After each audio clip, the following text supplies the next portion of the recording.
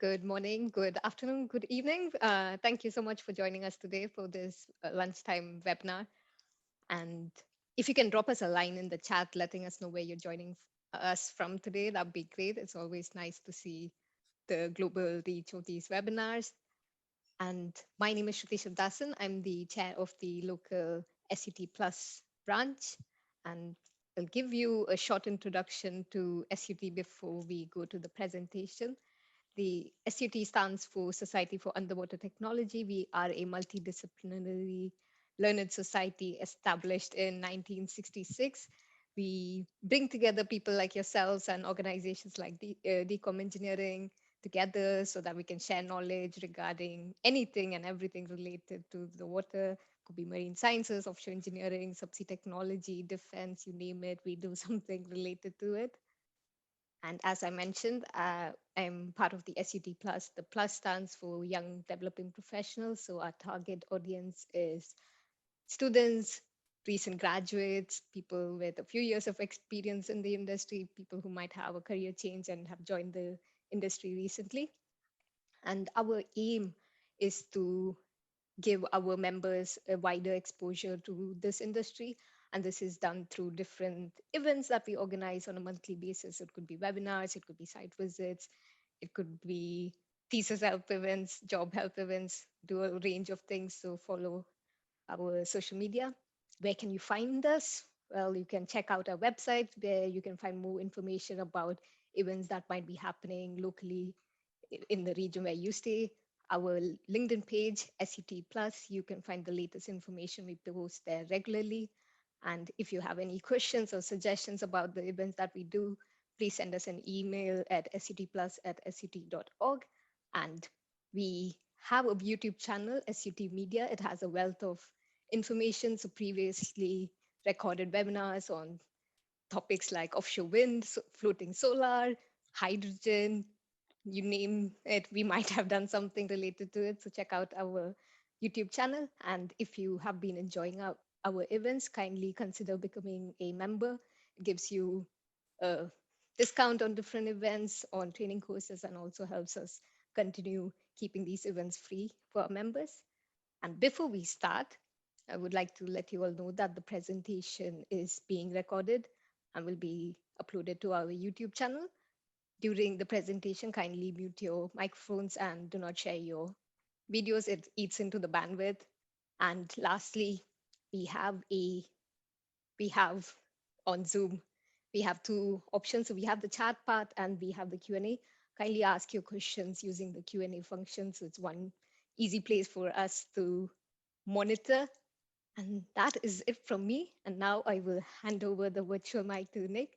Please give us an introduction to yourself and tell us more about decommissioning. Brilliant. Thank you very much, Shruti. Nice to meet you all, wherever you're all coming from today. So I'm going to share my screen here and start the presentation. There's a mixture of sort of overview stuff and technical stuff as well, and a couple of videos as well as we go through it. But so myself, I'm commercial director of Decom Engineering.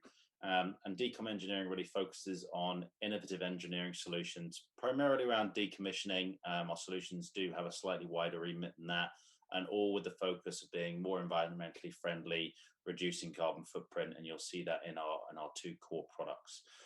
Specifically today, I'm going to talk about the green life cycle of pipeline decommissioning. So our two products sit at different ends, but they focus on improving the environmental outcomes of that, and particularly in the context of sort of innovating within supply chain advancement and trying to get new best practice within the opportunities that there are in the market. So if I start taking you through at a high level, what do we believe is the opportunity here that can be done in decommissioning for the green life cycle? So we know certain pipelines will be recovered and either recycled or repurposed. Some will obviously be left in. Now, in terms of the net zero targeting, there's an opportunity to gain huge energy benefits from repurposing those pipeline sections. So this is actually an established industry. If you look at Cleveland Steel, John Laurie, other people, they're doing this already, and they're using repurposed pipe in the civil piling industry.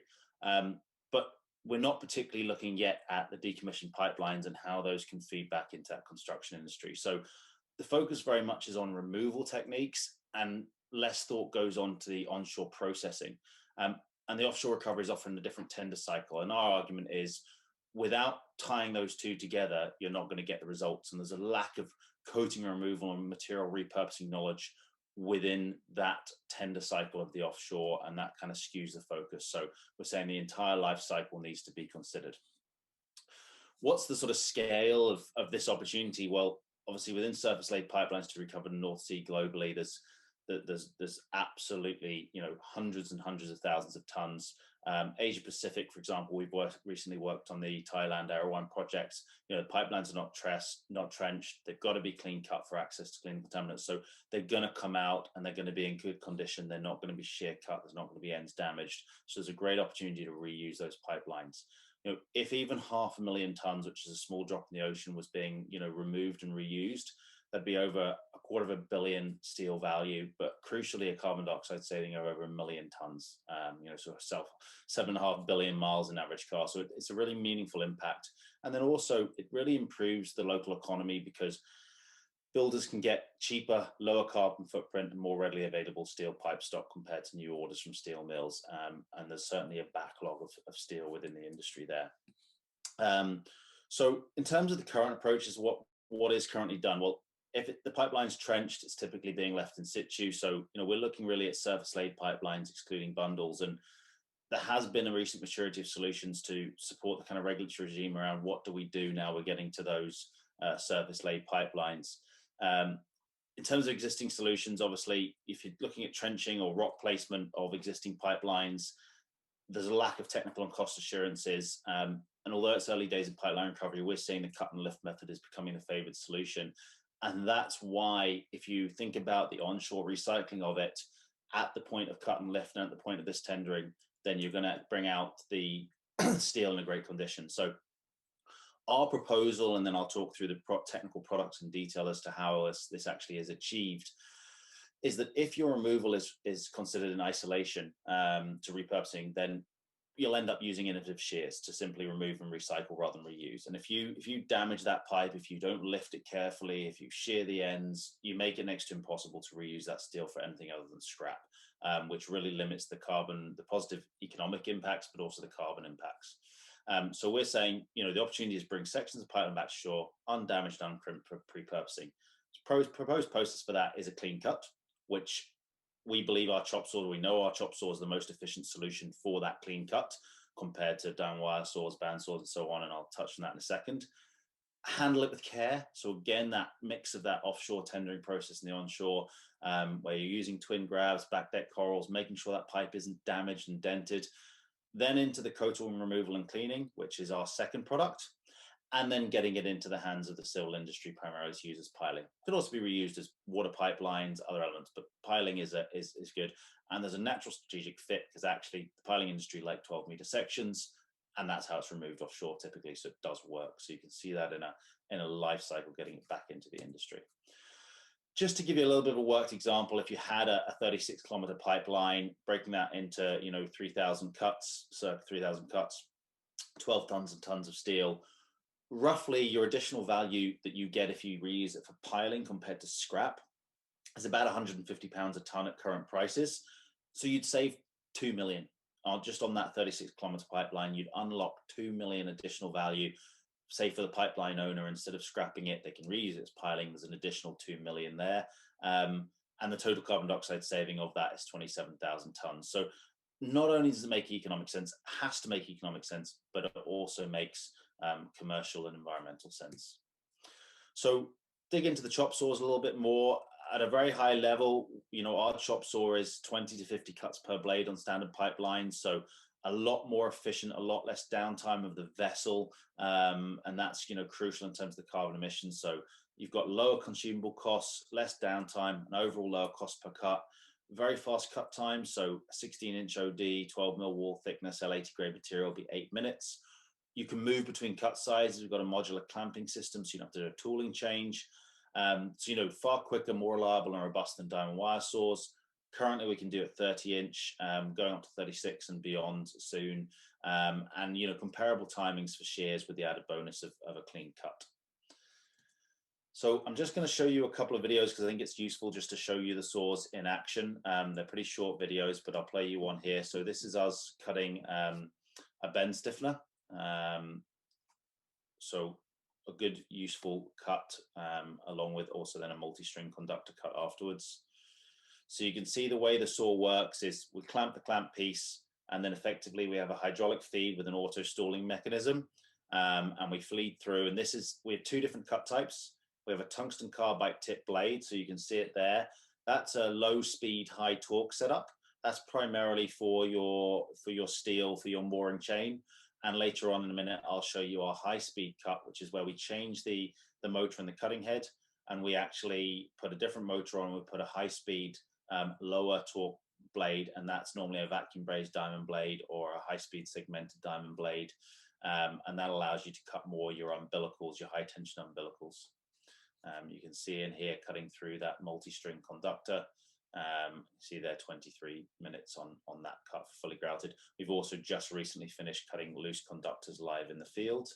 I'll just show you a marine chain cut here quickly. Again, makes very light work of those marine cuts. So it can be cut dry on shore, or it can be cut underwater. Better for blade life if it is wet and in the water, but it doesn't make a huge difference.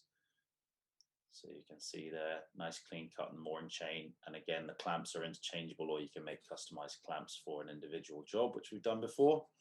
And very lastly, I'll just show quickly the high speed cut. So this was cutting a flexible riser.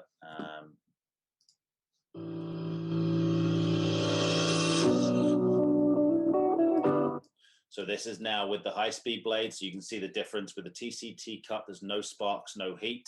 With this one, you can see there are sparks and heat. So it's a different sort of safety approach to it.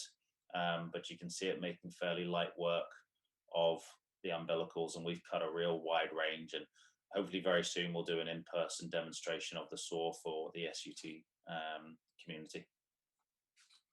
So that's the saw there in terms of that. Just to touch on a few more examples. We've cut piles, so it's actually very useful. This is where, for example, on a reclaimed landfill site where there's methane coming out, so the lack of having any heat or sparks is very useful for that. Cutting jacket legs in Malaysia with buoyancy installed, so we can add buoyancy to the saw. We are working on internal buoyancy. I'll touch on that later on. Again, looking at conductors, concrete inner conductors, 16 channel D. I won't dwell too long on all of these slides because these slides will be shared afterwards, so you can go through and you can look through. But again, a multi-core umbilical with a high-speed cut there, 7-minute cut time. So very useful, and within the one saw you could take it offshore and do both types. So again, I don't want to dwell here too long, but this is the tungsten carbide tip option. So that's low speed, high torque, 20 to 100 cuts per blade. Now, if you are cutting duplex or Inconel, you're probably going to get sort of 2 cuts to 5 cuts per blade on duplex. But obviously, it's still very good compared to having alternative options. The blades can also be resharpened. And then your vacuum brazed diamond blade, say that's more your wire rope, nylon mooring rope, maybe concrete piles or rebar, but particularly umbilicals. Those can't be resharpened, either of those blades, but you'll still get a wide range of cuts. But if you have any materials that you've ever struggled to cut, we're delighted to put them in the saw and cut them for you. Just get in touch with us. Technical details, I've touched on this briefly, but multiple lifting points, shipping and spares cage, buoyancy modules can be fitted externally at the moment, working on internally. Fast blade return speed, so the blade comes out obviously slowly as we're cutting, and then it comes back quickly so that you're not waiting around. We've done ROV, diver, crane deployments, doesn't matter. Got the clutch mechanism to work through hard spots, so that's one of our big advantages, is you won't get stuck in a cut. So even if it's pinching, what will happen is that the blade will automatically stall without operator intervention. Initially, the feed will stall, but it will continue to cut. And if there's too much pressure, then what will happen is the entire blade will stall, and you can actually reverse, and then you can go and cut again. So it's a safety mechanism, but it means you also won't get stuck. We can work off electrical operation. If it's onshore, we actually have a wireless remote control system. And as I mentioned, changeable clamping system, and then easy to operate. Anybody who can operate down wire saws, shears, band saws can operate our saw as well. Just to touch briefly, again, I'll share this with you. So that's just some flow and pressure, but effectively, no, they all the cuts work off a standard HPU, 210 bar, 100 litre flow. And apart from that, you're talking various dimensions and so on. And again, we've got ROV handles, ROV deployment, quick couplings for slew rings, for cutting off excavators. And then in terms of R&D, we're looking at lighter units, integrated buoyancy, heavy load safe release units. So just, we're really an R&D engineering firm, so we're continually looking at improvements. So that's the saws, and I look forward to a Q&A session afterwards and being able to hear some questions. But, that effectively gives you a very efficient offshore clean cut mechanism that allows you to bring the steel back in good condition to be reused. Well, as you know, most of that steel is going to come back with 3-layer coatings on it. So what do people do with that currently? And actually the answer is very little, because most pipelines are only starting to come out. So there's not been that much, but we see a few methods. Now, in sort of brand new pipe that is made, they actually reverse it through pipe mills in some cases. And that's very, very costly, very high carbon footprint because they're heating it up, completely impractical for decommissioned pipe. For decommissioned pipe, they tend to look at 3 different methods traditionally. Water jets would be the main one, and sort of the most efficient, but incredibly unenvironmentally friendly, unsafe. You still risk damage to the pipe, not scalable. By hand, as you can see, is just not an option, and it shouldn't be an option in modern day. Heat induction is an option, but again, it's slow, costly manpower, and often that's the PE only. It's not your full 3-layer coating. So what's the decom engineering solution? So obviously, when we're unlocking that steel pipe, we've got to typically remove the fusion bonded epoxy, the adhesive, and the polyethylene. So before I dive into the technical steps, again, I'm going to go back to a video because I think it gives you the best viewpoint of it. So I'll just share this with you. So this machine in action, you can see, a wide variety of pipe there to clean. The machine can do 12 to 24 meters long. It is a fairly large piece of kit, but it is still mobile. You take the machine to the pipe. You don't move the pipe to the machine unless it's in very small quantities. We load onto the rotators, lower down safely using V-blocks so that we don't damage those. And effectively, the first thing that you do is you make a slit in the pipe so that the plastic then falls in nicely. So once we've secured the pipe, you'll sort of see that first cut that we make. You can see the slit down the pipe there in the middle.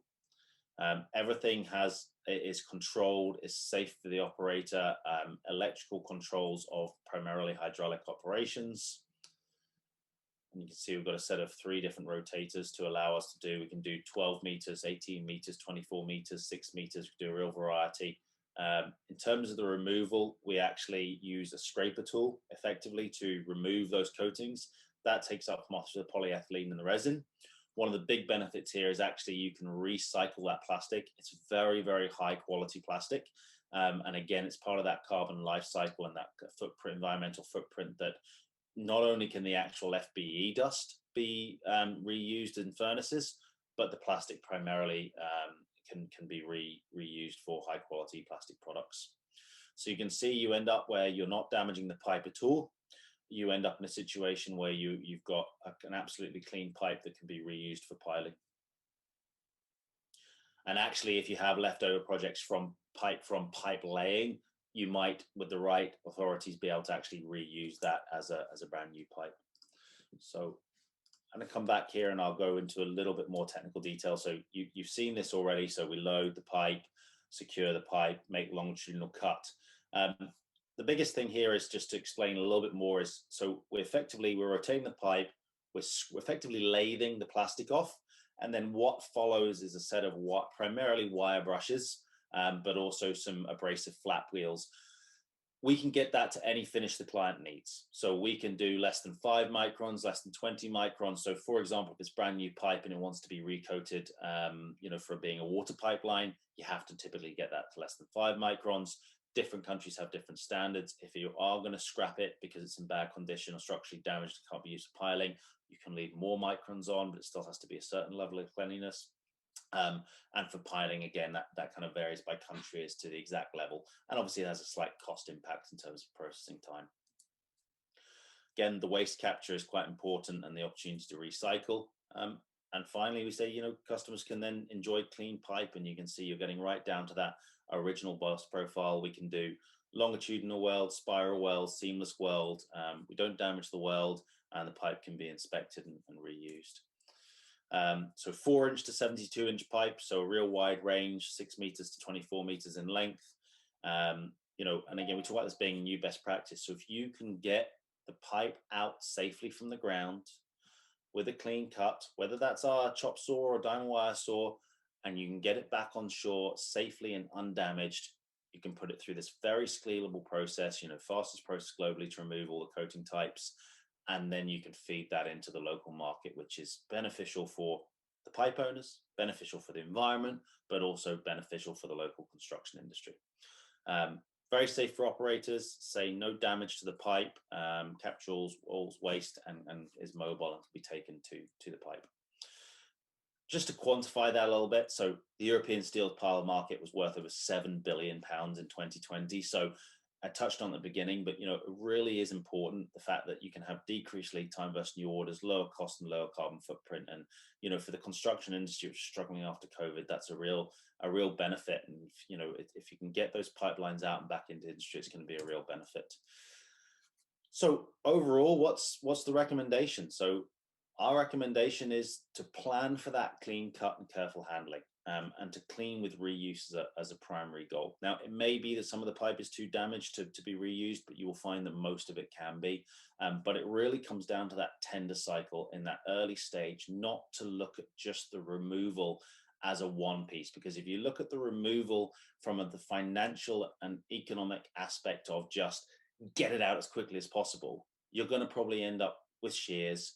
You're going to end up doing it really quickly, but nothing can be done with that steel of any use. You're going to struggle to scrap it with the coating on, and if you do scrap it, you're going to get very little for it, and it's also environmentally bad to scrap it with the coatings on for the furnaces.